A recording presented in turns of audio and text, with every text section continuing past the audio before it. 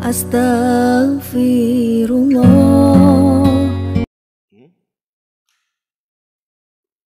Ya belum dihidupin. Iya. Tuh gimana?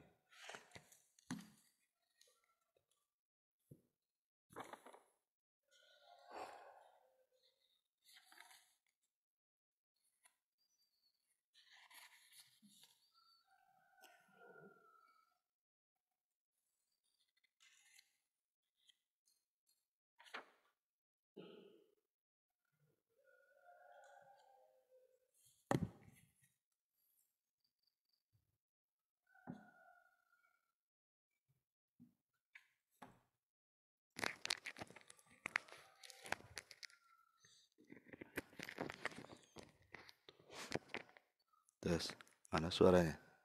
Dimatiin, Sep? Dimatiin nih? Hah? Masa lagi?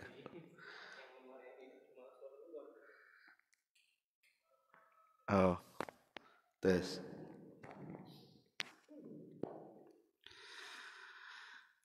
Alhamdulillah wassalatu wassalamu ala rasulillah wa ala alihi wa sahbihi wa mawalah wa la hawla wa la quwata illa billahi wa ba'du. Alhamdulillah di pagi hari ini kembali Allah Subhanahu wa taala berikan nikmat dan karunia sehingga kita bisa bermajelis ilmu walaupun lewat media. Salawat dan salam tak lupa kita hadiahkan kepada Nabi kita, Nabi besar Muhammad sallallahu alaihi wa ala alihi wasallam. A'immatus salaf atau tokoh salaf, pagi ini kita akan berkisah tentang kisah seorang ulama yang memiliki 5 cacat. Akan tetapi 5 cacat ini tidak menjadikan dia putus asa untuk belajar agama sehingga menjadi ulama yang sangat mulia. Pertama, dia aswad, orangnya hitam. Antum hitam apa putih? Antum putih lah ya. Kemudian orangnya a'war, buta sebelah. Kemudian yang ketiga aftosh, hidungnya masuk ke dalam. Orang Arab biasa mancung, ini masuk ke dalam, pesek, rata dengan wajahnya. Kemudian yang keempat asyal a'raj, susah untuk bergerak, baik tangan ataupun kakinya. Kemudian yang terakhir summa amiya ba'da dzalik, kemudian setelah dia tua dia pun buta. Bayangkan, hitam, buta sebelah, hidungnya masuk ke dalam, kemudian pincang, dan setelah tua dia buta. Tetapi ulama ini satu-satunya ulama yang boleh berfatwa di zamannya ketika musim haji. Yang lain tidak boleh, dia saja yang boleh berfatwa. Siapa dia? Dia adalah Al-Imam Atha ibn Abi Rabah rahimahullahu ta'ala. Atha ibn Abi Rabah. Subhanallah, ikhwatu fiddin wal niran Allah subhanahu wa ta'ala. Kalau kita melihat sejarah ulama-ulama di zamannya, di zaman itu kebanyakan mantan budak. Ulama-ulama besar di zaman salaf itu kebanyakan mantan budak. Seperti yang diceritakan Imam Zuhri ketika ditanya oleh seorang khalifah Abdul Malik ibn Marwan. Jadi ada khalifah namanya Abdul Malik ibn Marwan berkata kepada Zuhri, Zuhri ma'ruf sudah saya kisahkan.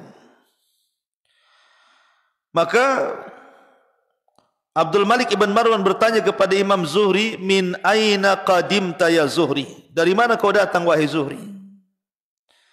Kata Zuhri, min Makkah, saya datang dari Makkah.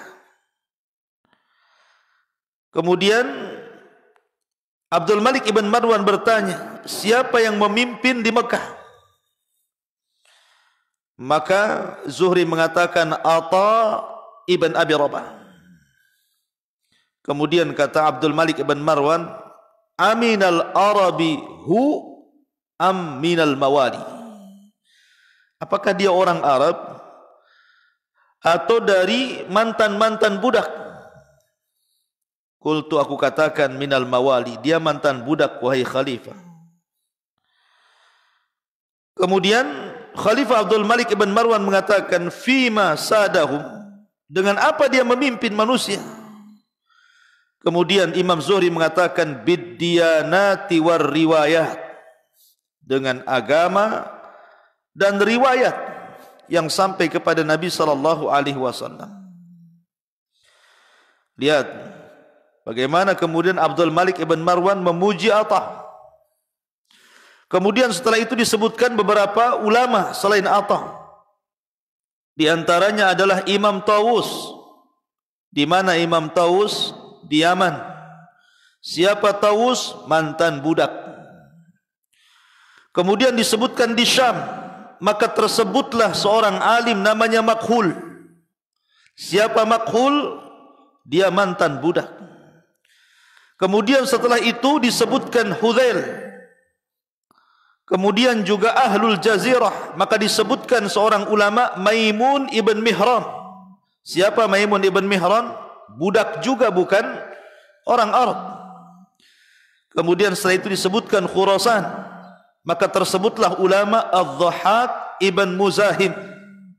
Dia pun termasuk mantan budak. Kemudian disebutkan tentang Basrah, maka tersebutlah Ibrahim An-Nakhai. Baru setelah bicara tentang Ibrahim An-Nakhai, apakah dia orang Arab ataukah budak, mantan budak? Dia orang Arab. Lihat di zamannya yang dari Arab cuma satu, tapi yang lainnya adalah mantan-mantan budak. Ma'asyiral muslimin, makanya kemudian Khalifah Abdul Malik ibn Marwan mengatakan, wailaka, celaka, sungguh mawali telah memimpin Arab. Maka katanya Zuhri, ya Amirul Mukminin, innama huwa dinun man hafidhahu sada wa man dayyahu saqat. Kata Zuhri, ya Amirul Mukminin, bukan begitu. Bukan berarti mantan budak memimpin orang Arab, bukan. Akan tetapi ini soal agama. Barang siapa yang menjaga agamanya, maka dia akan menjadi pemimpin. Barang siapa yang menyia-nyiakan agamanya, maka dia akan tumbang. Ma'asyiral muslimin yang dimuliakan Allah Azza wa Jalla, Atha ibn Abi Rabah adalah seorang budak yang dimerdekakan. Jadi Atha ini, ikhwan, sekarang kalau kita punya budak, orangnya hitam, orangnya pesek, penglihatannya kurang jelas, kemudian pincang, kemudian kalau sudah tua dia buta. Kira-kira apa yang diharapkan dari budak ini? Coba suruh kerja nggak bisa, suruh bantu angkat-angkat pun tak bisa. Lalu hanya kasih makan saja, kan artinya tidak ada timbal balik kepada tuannya. Tapi karena Atha ini ada kelebihan, yuhibbul ilma, mencintai ilmu, maka oleh majikannya dimerdekakan. A'taqtuka liwajhillah, sudah kau merdeka saja. Ketika Atha bin Abi Rabah dimerdekakan oleh tuannya, menangis dia, tak mau, pengen jadi budak saja. Bayangkan. Padahal budak itu kan ingin membebaskan dirinya, makanya ada istilah abdun mukatab. Dalam pembahasan perbudakan itu kan ada istilah abdun mukatab itu. hamba yang membebaskan dirinya dengan uang yang dicarinya. Tapi Atha bin Abi Rabah ini sudah dimerdekakan, gak mau dia. Nangis dia. Datang kepada ibunya. Kemudian mengatakan, kenapa majikanku memerdekakan wahai ibu? Ya. Ini menunjukkan bahwa perbudakan dalam Islam itu tidak sebagaimana digambarkan Barat untuk memburuk-burukan Islam. Jangan terpikir budak itu kemudian terlintas disiksa, jadi romusa, bekerja keras untuk majikannya. Bukan. Islam tidak pernah memperlakukan manusia seperti itu. Karena alasan perbudakan dalam Islam itu hanya karena kekufuran saja. Tapi kalau dia sudah dibeli, kemudian jadi budak kita, maka layaknya dia pembantu kita. Ada hak makan, ada hak pakaian, ada hak tempat. Dia bagian keluarga. Makanya ada orang-orang yang senang jadi budak dan tidak suka merdeka. Kenapa? Karena dia hidupnya dijamin oleh tuannya masalahnya. Kalau dia merdeka, kan dia mau makan dari mana? Kan begitu ya? Maka Islam itu tidak sebagaimana yang mereka gambarkan soal perbudakan itu. Contohnya Atha ini, dimerdekakan malah nangis dia. Ya, tidak mau. Jadi Atha bin Abi Rabah akhirnya kata ibunya, dihibur sama ibunya, sudah gini saja. Kalau engkau ingin mendapatkan kemuliaan wahai Atha, idhab ila ulama. Pergilah kau kepada para ulama. Utlubul ilm. Carilah ilmu sebanyak-banyaknya. Maka dari situlah maka ada semangat dari orang tuanya, dari ibundanya, diberikan semangat untuk belajar. Maka datanglah Atha ke beberapa ulama, di antaranya sahabat Rasul. Dia datang kepada Abdullah bin Abbas radhiyallahu anhuma. Dia datang kepada Abu Hurairah. Dia datang kepada Rafi ibn Khudayj. Dia datang kepada Zaid ibn Arqam. Dia datang kepada Safwan ibn Umayyah, Ibnu Zubair, Abdullah ibn Amr, Ibnu Umar, Jabir, Muawiyah, Abi Sa'id Al-Khudri.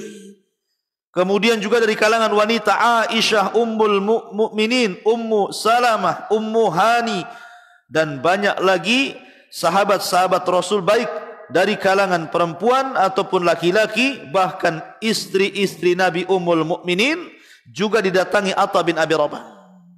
Makanya wajar kalau Atha bin Abi Rabah menjadi alim ulama'i Makkah. Ketika Abdullah bin Abbas meninggal dunia, tidak ada yang cocok menggantikan jadi mufti di Mekah selain daripada Atha bin Abi Rabah. Kecerdasannya luar biasa. Taib. Masyarul muslimin yang dimuliakan Allah Azza wa Jalla. Murid-muridnya juga sama, menjadi ulama besar. Imam Mujahid, muridnya Atha, ahli tafsir. Imam Zuhri, muridnya Atha. Imam Qatadah, Amr ibn Shu'aib, Malik ibn Dinar, Salamah ibn Kuhail, Al-A'mash, Ayyub As-Sikhtiyani, Yahya bin Abi Kathir, dan banyak lagi di antara murid-muridnya, termasuk Auza'i, Lais ibn Sa'ad, ibn Ishaq, Muhammad ibn Rahman ibn Abi Layla, sebagaimana disebutkan Imam Zahabi dalam kitab Syiar A'lamin Nubala. Tapi saya akan mengambil beberapa penggalan kisah saja yang menarik untuk kita kaji. Atha itu ikhwan, usianya panjang. Usianya itu sampai mencapai 100 tahun. Jadi Atha diberikan usia sampai 100 tahun. Tetapi dijelaskan oleh para ulama, lihat, ketika di usia 100 tahun, apa kata ulama? Usia 100 tahun ini, ulama mengatakan bahwa Atha itu diberikan usia mi'atus sana, 100 tahun. Kemudian wallahi demi Allah, kata Ibnu Jurayj, dia mengatakan, lazimtu Atha'an, sungguh aku pernah hidup bersama Atha, samani asyarata sanatan, selama 18 tahun bermulazamah, kata Ibnu Jurayj. Wa kana ba'dama kabura wa dha'ufa, ketika Atta itu sudah tua, sudah remah, yaqumu ila salati fayaqra'u mi'atai ayatin minal baqarati wa huwa qa'imun la yataharrak. Lihat. Ya.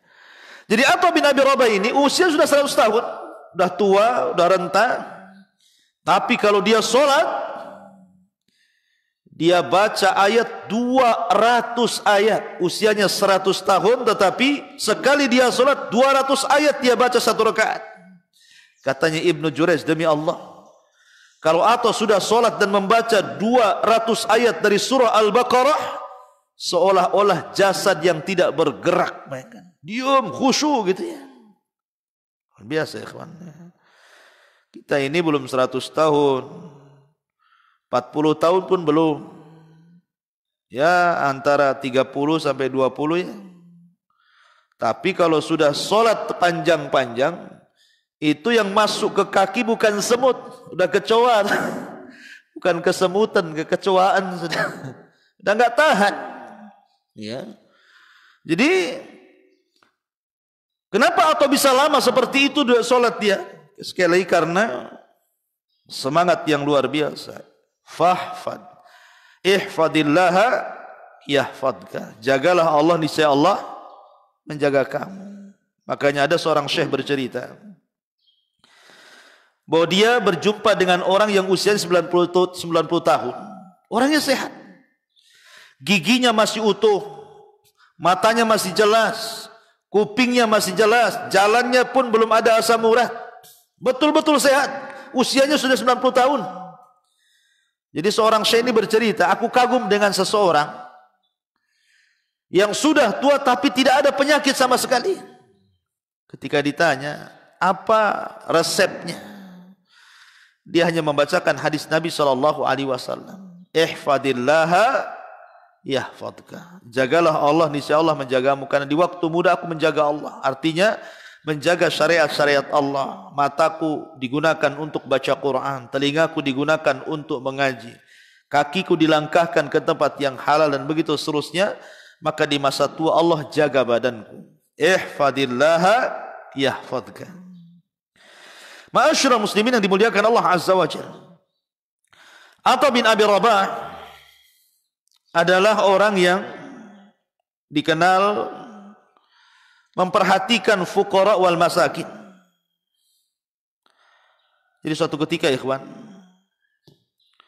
ketika Hisham bin Abdul Malik, jadi Atta itu hidup di beberapa khalifah. Masalahnya karena usianya panjang, sehingga dia hidup di zaman Abdul Malik ibn Marwan, di zaman anaknya juga Al-Walid ibn Abdul Malik ibn Marwan, di zaman Sulaiman, di zaman Yazid gitu. Jadi dia hidup di masa-masa yang memang peralihan satu khalifah dengan khalifah yang lainnya. Jadi antara perhatian beliau kepada para fuqara wal masakin, jadi ketika datang Abdul Malik ibn Marwan ke Mekah untuk haji, dan diceritakan oleh Imam Al-Asma'i rahimahullahu ta'ala. Jadi Atta ini masuk ke ruangan Abdul Malik ibn Hisham ibn Abdul Malik. Hisham ibn Abdul Malik kemudian masuk ke tendanya.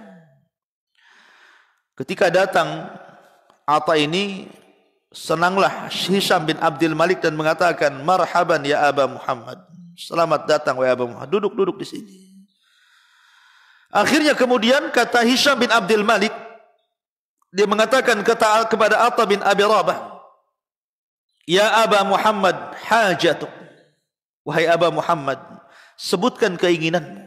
Kata khalifah, sebutkan keinginanmu. Maka kemudian kata Atta bin Abi Rabah, ahlus sugur ya khalifah, ahlus sugur. Maksudnya, lihatlah para mujahidin itu, para tentara, keluarga mereka itu perlu disejahterakan.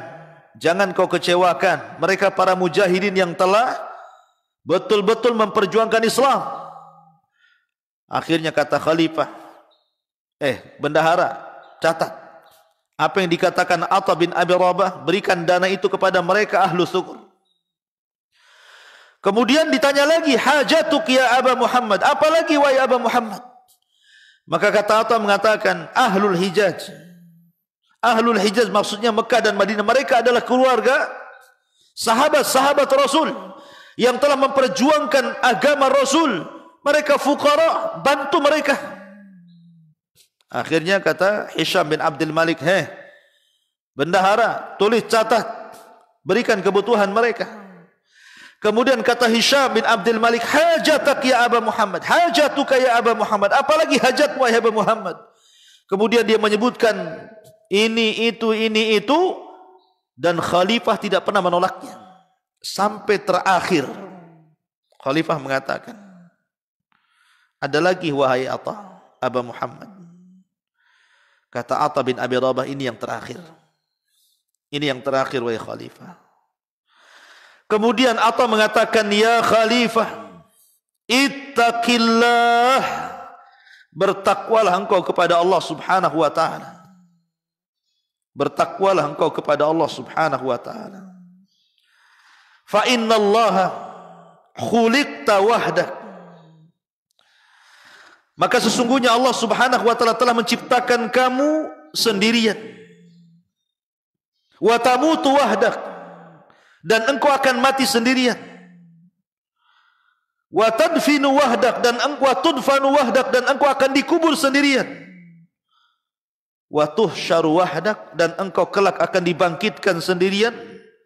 Wa tuhasabu wahdak, dan engkau juga akan dihisab sendirian. Ittaqillah, bertakwalah kau kepada Allah wahai khalifah. Karena Atha ini orangnya ikhlas, tentu yang mendengarkan pun akan terenyuh dengan nasihat-nasihat Atha. Akhirnya Hisham bin Abdul Malik menangis.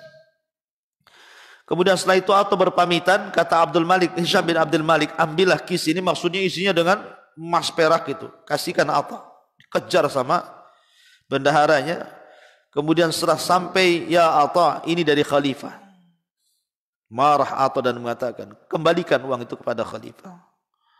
Kembalikan uang itu kepada khalifah. Kemudian dia membacakan ayat Al-Quran, in ajriya illa alallah. Sesungguhnya balasanku hanya meminta kepada Allah Subhanahu wa ta'ala.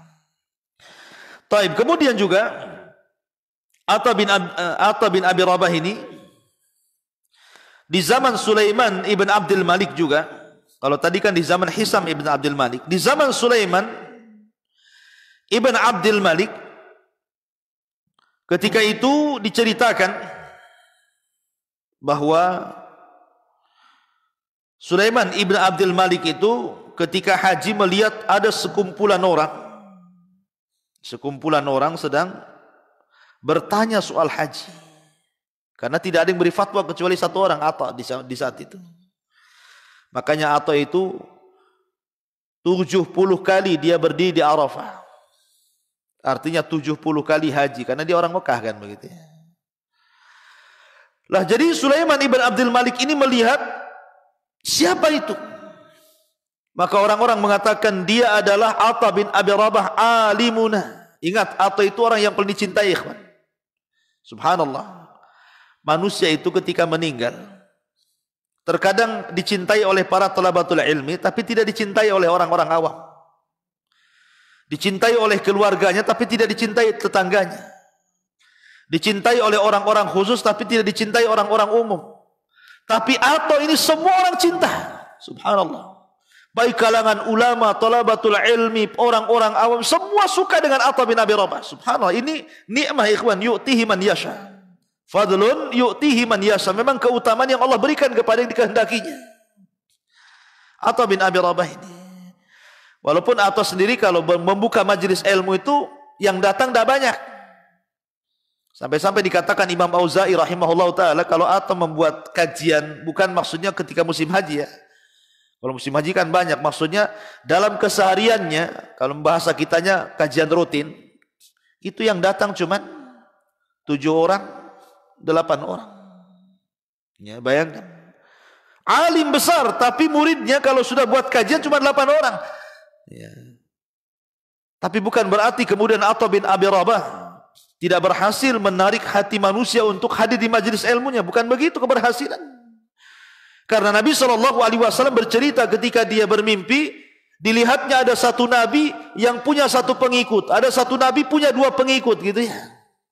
Karena keberhasilan itu bukan banyaknya pengikut, tapi keberhasilan itu kalau dia sampai mampu menyampaikan kebenaran. Sampaikan kebenaran, qulil haq walau kana murran. Soal diterima orang enggak, urusan Allah. Yang penting kita sudah menyampaikan kebenaran itu. Ma'asyiral musliminlah, ketika Sulaiman ibn Abdul Malik ini melihat, maka kemudian dia menyuruh orang dan mengatakan, bisa enggak kau panggil atau ke tenda saya? Maka orang-orang pun, pesuruh-pesuruhnya datang kepada Atta, ya imam, khalifah memanggilmu. Ini kesempatan. Jarang-jarang khalifah datang. Kata Atta, mali wali khalifah. Ada apa saya dengan khalifah? Saya tidak berbuat jahat. Kenapa saya harus dibawa ke khalifah? Katanya.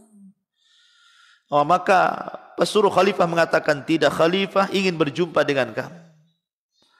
Kemudian Atta mengatakan, maksudnya apa?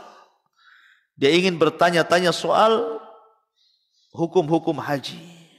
Kata Atta, kalau itu yang dikehendaki khalifah, al-ilmu yu'ta wa la ya'ti. Persis seperti ucapan gurunya Abdullah bin Abbas radhiyallahu anhu. Ilmu itu didatangi, bukan aku yang datang, katanya. Enak saja aku yang datang. Kalau dia butuh aku datang, dia ke sini. Nah, akhirnya pesuruhnya ini balik kepada khalifah dan mengatakan, dia khalifah, atau tidak mau datang. Bahkan dia mengatakan, al-ilmu yu'ta wa la ya'ti. Ilmu itu datangi dan bukan dia yang datang, katanya. Baik, kata khalifah, kita datang.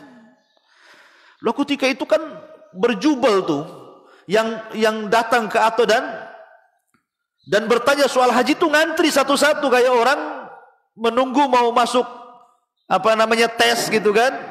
Itu ngantri satu-satu. Ya. Atau duduk orang antri, ini selesai tanya jawab pergi, datang lagi tanya jawab pergi. Namanya khalifah. Orang tahu khalifah.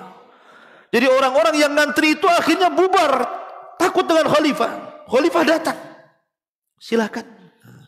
Kalau orang jawab pakai jempol, silakan Pak, katanya. Ke depan gitu ya, silakan. Namanya khalifah kan itu. Sampai di depan Atta, marah Atta. Kata Atta bin Abi Rabah, ya khalifah, ya khalifah, ya, engkau harus berbaris di sana. Kau tidak layak membubarkan. Mereka duluan, kau belakangan, katanya. Kalau kau tetap datang kemari, berapapun pertanyaan tidak akan kujawab, katanya. Akhirnya sang khalifah balik lagi ke belakang, ngantri lagi di belakang, lo bayangkan. Sampai akhir satu per satu selesai, baru giliran dia, baru dia bertanya soal urusan haji dan dijawab. Ya. Begitulah adabnya ulama. Ya, tidak bisa kemudian ulama disuruh-suruh oleh penguasa, karena ilmu lebih mulia dibandingkan dunia, ikhwan. Ma'asyiral muslimin yang dimuliakan Allah Subhanahu wa taala. Atta bin Abi Rabah rahimahullahu taala dijelaskan, ada kisah juga yang menarik. Di antaranya adalah ketika beliau ditanya tentang beberapa soalan, maka beliau kemudian memberikan nasihat dengan nasihat yang bagus sekali. Karena kata-kata Atta bin Abi Rabah ini, kalau orang mendengar selalu menangis. Karena banyak kata-kata mutiara yang orang-orang itu suka dengan kata-katanya, apakah wajar atau itu sangat dicintai manusia. Kata beliau, ketika ada orang mengatakan, berikan wasiat kepadaku wahai Atta, maksudnya nasihat kepadaku wahai Atta, Atta mengatakan, afdal ma utiyal ibad al-aqlu anillah wa huwa ad-din. Seutama-utama yang diberikan Allah kepada hamba adalah akal dari Allah Subhanahu wa taala, dan itu adalah bagian daripada agama. Maksudnya adalah bukan berarti kemudian agama didasari akal, diakal-akali, bukan. Maksudnya adalah akal ini diberikan oleh Allah Subhanahu wa taala untuk berpegang teguh dengan agama Allah Subhanahu wa taala. Kemudian Atha ditanya oleh Umar ibn Al-Warid, kemudian dia mengatakan, ini istata'ta an takhluwa bi nafsika, ini istata'ta an takhluwa bi nafsika asyiyata arafata faf'al. Kalau engkau bisa bersendirian di malam Arafah, maka lakukan. Karena ketika itulah Allah Subhanahu wa taala turun kemudian mengampuni hamba-hambanya. Kemudian juga banyak nasihat-nasihat yang lainnya karena sudah hampir jam 6. Atha bin Abi Rabah sekali lagi intinya bahwa diberikan usia yang sangat panjang sekali. Kemudian Atha diwafatkan rahimahullahu taala di Makkah sanata 15 wa mi'atin wa kana lahu yaumun mata 88 sanatan. Ada yang mengatakan dia meninggal di Mekah pada tahun 115 Hijriah dan dikubur di Mekah. Kata Imam Auza'i rahimahullahu taala mengatakan, mata Atha ibn Abi Rabah yaumun mata wa huwa arda ahlul ardi indan nas. Kata Imam Auza'i ketika meninggalnya Atha bin Abi Rabah, pada hari dia meninggal tidak ada manusia yang paling redha mencintai manusia melebihi kecintaan manusia kepada Atha bin Abi Rabah. Ini menunjukkan apa? Terkadang orang itu baru tahu orang itu baik setelah meninggal atau setelah orangnya tidak ada. Kan gitu ya. Orang itu baru dianggap baik, baru dianggap kehilangan kalau sudah nggak ada orangnya. Kalau belum ada orangnya terkadang orang benci, orang nggak suka. Saya itu punya cerita dulu ya, punya cerita waktu saya masih mondok tahun berapa dulu kan. Jadi ceritanya di daerah Madura sana. Jadi ada musola kecil. Ya. Di situ ada ustadz. Ustadz itu ya semacam didatangkan gitu ya oleh mungkin semacam dewan dakwah gitu mungkin ya, untuk berdakwah di lingkungan situ. Akhirnya setiap habis sholat maghrib, selalu dia ceramah, nggak ada orang datang. Jadi dia ceramah pakai corong gini saja, nggak ada orang datang, satu pun tak datang. Tapi nggak peduli ustadz ini, habis sholat ambil mic ceramah, yang penting masuk ke corong. Jadi yang mendengar orang sekitar. Pada awalnya orang-orang itu nggak suka, kenapa? Pertama, ngapain orang nggak datang kok ceramah? Mau nyeramai siapa? Mau nyeramai jin kan gitu. Ya. Yang kedua, mengganggu. Tapi subhanallah, ustadz ini seminggu 3 kali seperti itu. Sampai akhirnya bertahun-tahun, gak terasa juga bertahun-tahun. Sampai selesai satu kitab, ganti kitab lain, selesai satu kitab, ganti kitab lain. Sampai 10 tahun lewat, dia ngomong begitu terus. Tidak ada satupun yang datang ke musola itu. Akhirnya Allah takdirkan, ustadz ini mungkin sudah nggak kerasan di situ, 10 tahun berdakwah nggak ada, ya nggak, bahasa kitanya mungkin kurang perkembangan. Akhirnya dia mencari daerah yang lain yang ingin dia dakwai, berangkat ke tempat lain. Subhanallah, ketika sudah nggak ada lagi, kan namanya biasa ceramah ya, seminggu 3 kali. Ketika dia sudah tidak ada, sepi kampung itu. Biasa pada maghrib ada ceramah, walaupun mereka dengerin di rumah-rumah gitu kan. Dari situlah baru mereka sadar, baru kehilangan. Mencari sosok seperti dia itu belum tentu bisa gitu, belum tentu ada. Karena dia nggak digaji, ya kan? Bukan digaji, suruh ngaji dikasih amplop gitu, enggak. Keinginan dia seperti itu, keikhlasan dia ingin berdakwah. Terkadang orang itu baru tahu kebaikan setelah orang itu tidak ada. Subhanallah. Subhanakallahumma bihamdika asyhadu an la ilaha illa anta astaghfiruka wa atubu ilaik. Allahu ta'ala. Assalamualaikum warahmatullahi wabarakatuh.